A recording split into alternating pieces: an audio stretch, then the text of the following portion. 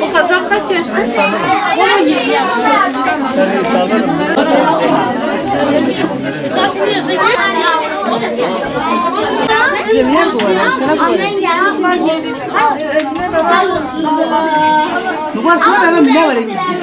Bunun küçüğünü alacağız. Anlatayım sana. Kaç çocuk? Sen vazgeçin abla. Sen tamam. Sen hani?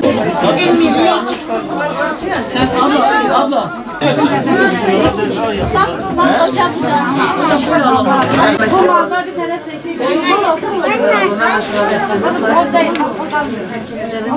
Yetimler Vakfı olarak her yıl olduğu gibi bu yıl da çocukları bayram öncesi giyime getirdik.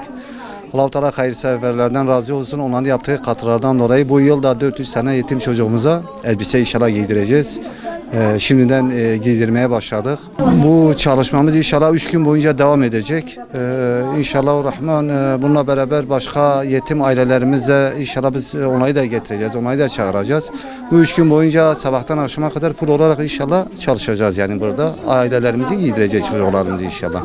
Bu giydirme projesinde işte bir elbise olarak kazaktır, pantolondur, ayakkabıdır. O şekilde bizim gömlektir, atlettir, çoraptır. Bunlar hepsi bizim giyim alanımızın içindedir yani.